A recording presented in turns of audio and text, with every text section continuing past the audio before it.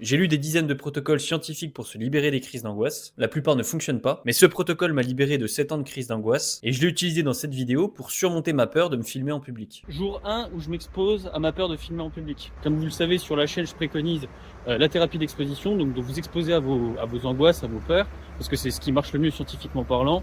Et aujourd'hui, donc, je m'expose à cette fameuse peur de filmer en public. Donc là, je vais volontairement donc au centre-ville. Je vais vous montrer comment on s'expose à ces angoisses. Je ferai d'autres vidéos justement où je vous montrerai le protocole exact pour vous exposer à vos crises d'angoisse, à vos symptômes, etc. Là, actuellement, c'est vraiment sur une situation précise qui me génère de l'anxiété. Là, je suis aux alentours de 3-4 sur 10. Mais c'est pas du tout aussi envahissant qu'auparavant. Donc il y a un peu de monde, en vrai je suis un peu stressé, mais c'est pas non plus, je parle à peu près, enfin je parle normalement quoi, je gueule pas non plus. Des gens qui me regardent, je pense qu'ils s'en battent un peu les couilles. Bonjour, c'est bien, je me suis pas pris un vent, c'est déjà pas mal. Donc là j'essaye d'avancer, de rester calme.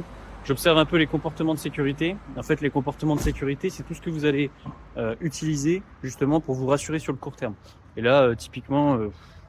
j'en ai pas tellement. Le seul que je peux peut-être identifier, c'est le fait que je marche un peu vite, peut-être pour m'éloigner du centre-ville. Donc ce que je vais faire, c'est que je vais faire une boucle et je vais retourner en plein cœur du centre-ville. Parce qu'en fait, si vous voulez, tous les comportements que vous utilisez pour vous rassurer sur le court terme entretiennent votre anxiété sur le long terme. Donc là, je suis plus au niveau du centre-ville. Donc j'essaie d'être un peu plus voyant du coup. Ça, il y a un truc qu'on appelle en TCC, c'est la violation des attentes. C'est-à-dire le contraste entre ce que vous imaginez, c'est-à-dire le scénario catastrophe, et ce qui se passe réellement. Et là, typiquement, donc normalement, il faut le faire avec des supports papier que je donne à l'intérieur de mon accompagnement.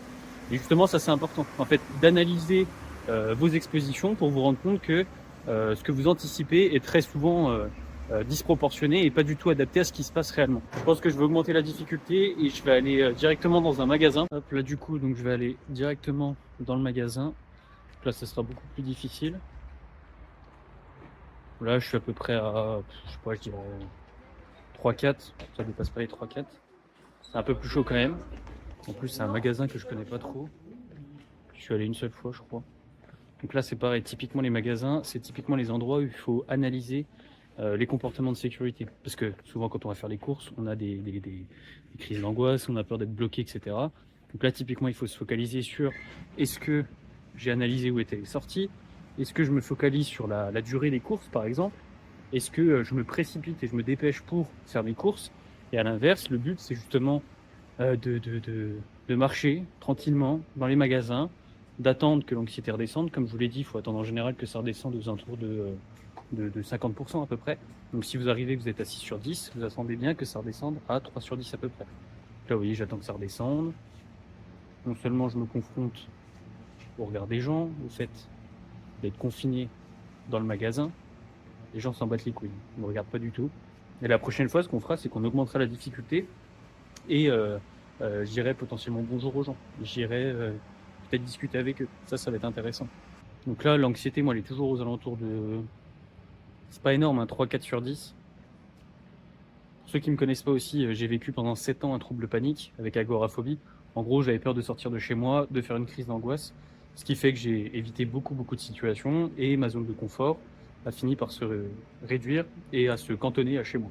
Donc là, autant te dire que quand tu sors d'un trouble panique avec agoraphobie, que tout te fait peur autour de chez toi, le fait de t'exposer et de te filmer en public, c'est du pipi de chat.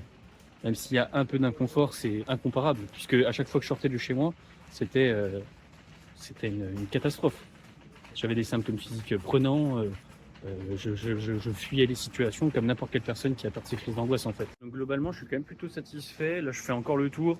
Là, honnêtement, je suis aux alentours de 2 sur 10 à peu près. Si ça vous intéresse, n'hésitez pas à me dire dans les commentaires si vous voulez d'autres vidéos où je vous montre comment vous exposer aux situations, aux symptômes, justement pour vaincre vos crises d'angoisse. Parce qu'il y a des protocoles à respecter, des supports papier à avoir, de la régularité, il faut combiner des choses, l'hygiène de vie, la respiration, etc. Il y a pas mal de choses à mettre en place. Mais si ça vous intéresse, vous me le dites et je ferai d'autres vidéos à ce sujet. Parce qu'en plus, moi, c'est un vrai kiff. Je m'expose à ce qui me fait peur. Et pour ceux que j'accompagne, vous le savez déjà, j'ai un objectif du coup de faire des conférences devant 100, 500, 1000, 10 000 personnes. On ne sait jamais. On ne sait pas. Donc le but, c'est déjà de m'habituer à ça et de potentiellement, par la suite, augmenter encore plus la difficulté.